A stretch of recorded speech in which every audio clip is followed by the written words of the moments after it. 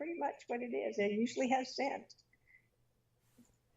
Well, I see us ascending the same way. I do too.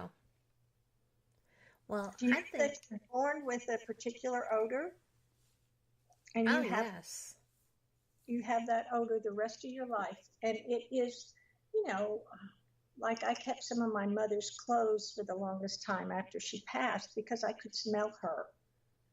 And we all have that scent. We don't smell it on ourselves, but it's there. And I think other people pick up on it very easily. And I think it's important. I think it's important to know that. Well, I think it is too because it affects, I believe it affects how people react to you, kind of like, me with the patchouli. There's some Yes. things that are just not going to be a blend with Well, me. yes. And I think that humans having their smells do that too. And I think that, like with my grandchildren, you, I think that maybe the essence of you follows Mhm. your genetics. Yes. And so I think that's why our children and our grandchildren is such an immediate bonding. Yeah. Babies smell so good. Yes, they do. They do. And I'm thinking, when we leave in this world, we're going to smell good like that again. We won't have the world on us. Yeah. So we won't be of this world any longer. Do you think you were talking about like when our spirits ascend, like the volatile oils? Do you think that that's it? Because you've traveled, you've done different experiences and been exposed to a great deal. Do you feel that the essence of us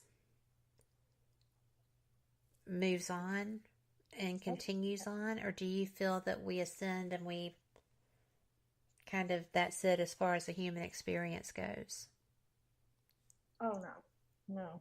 I maybe I'm just old fashioned or something, but no, I never got that. I think I truly people that I've known, um, and not just like my mother, but friends and that they come back and tell me all kinds of stuff about what they're doing, and I meet their friends. I don't think I'm making all this up. Sometimes I think, yeah, Judy, that's got to be what it is, but they've given me information and it worked. So something's there. We're still there. The essences of us are there. And what people call the light body or the auric body, it, it includes sense. So I think we're definitely that. I was just curious because you have been exposed to so many different cultures through your work. And what you do is more spiritual than physical. It's the thought that we are eternal is very it's very widespread. I'd say probably universally in different cultures. I don't know any culture and that may be because it's a religious type experience or something, but that they believe that this is it. Right. Well, I am just, you none of us know, even those who have had the near death experiences, Yes. you know, they didn't finish that trip, so they don't really know. But it's just something that makes me go, just like the fact that we're up on our first break of this hour. So we will be back in 3, guys.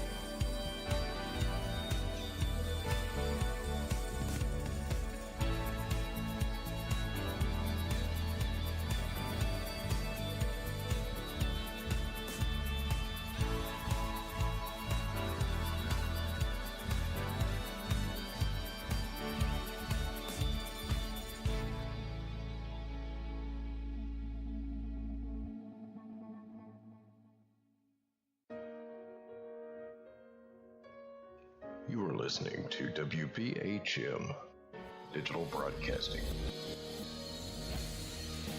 the best in paranormal talk radio.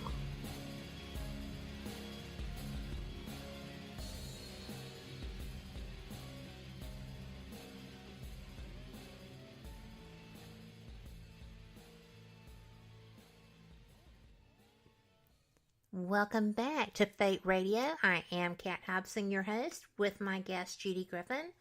And I'm going to tell you that we have been having just the most wonderful conversations. And I just can't tell you the similarities that I'm experiencing in this conversation with her. When we go to break, it's just like even more fascinating. One of our hosts last week was talking about how during the breaks is when there's so much information shared because it's camaraderie that's developing, and that seems to be happening here too, and I'm appreciative of that. But the fact that in our conversation, an author who is my very favorite author when I was young came up in the conversation. Interesting. I tell you what, karma is a trip sometimes. And it's just pretty okay. You know, I love that. But we were talking about people who are trying to document with a loved one, you know, communicating back to a loved one somehow that life goes on after you pass. And it's just amazing. I didn't know that about Taylor Caldwell. I knew it about Whitley Strieber, but I had no idea at all. Well, the way the spouse, whoever, if it was her or him, I don't remember, but the way they did it, they had this one plant, and it was supposed to be this gorgeous blooming plant, and it never bloomed for them. And the reason I thought about it is you and your your green thumb, except for the roses, you can appreciate that, right? Absolutely. And so one looks out, I think it was her. She looked out in her gardens, and this plant was just in full bloom. It was gorgeous. And I mean, they'd had it for like 15 or 20 years, never bloomed.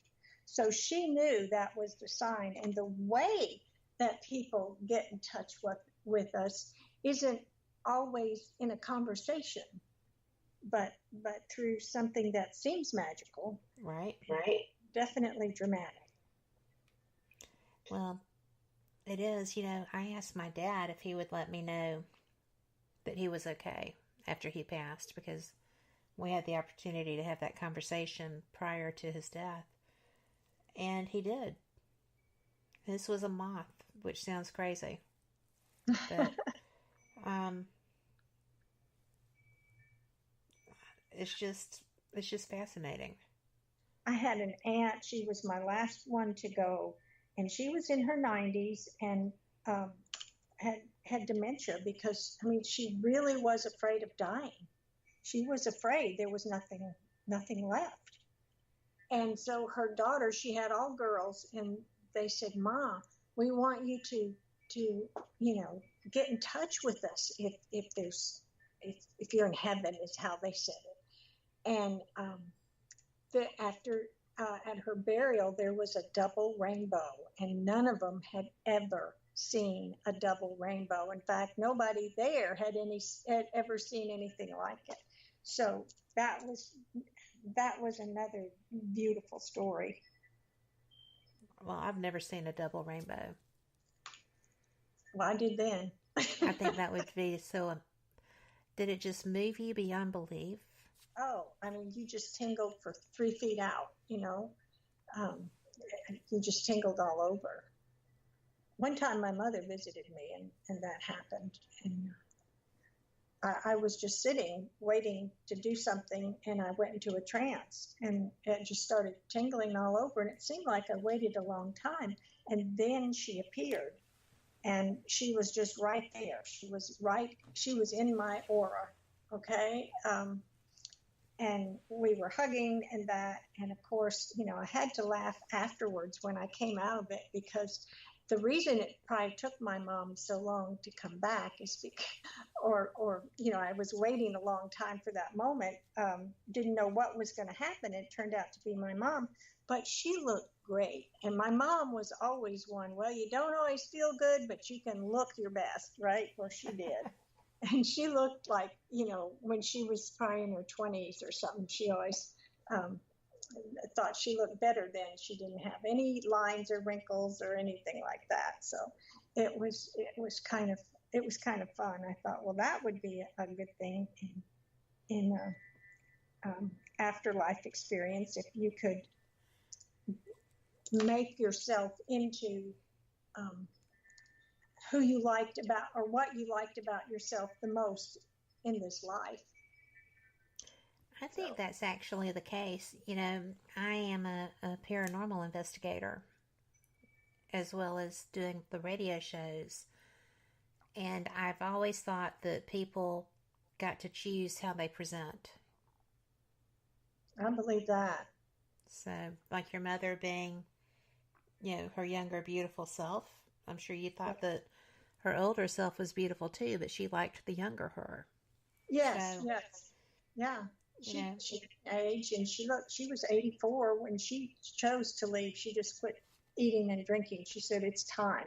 And the old peasant people were like that. Mm-hmm. They knew when it was time, like an animal. And she just quit drinking and eating, and she left. But she looked great then. She looked great at 84. Yeah. She lied about her age her whole life. One time. One of my grandmothers did too. And she'd always laugh and say, oh, I'm 29, And my oldest brother sent her a birthday card, and she was like in her mid-70s, with 29 $1 bills. And she looked inside, and she's looking at these dollars, and he wrote in there, if you hadn't lied about your age so much, you would have got more money. Well, that's funny. Yeah, that really, the look on her face was classic. Oh, gosh. Say, I'm just giving you what you say you are. Yeah. That's a hoot. So we were going to talk more about the lab. And yes, I am interested in that, because you are a state certified lab. Yes, state licensed lab, yes. Right.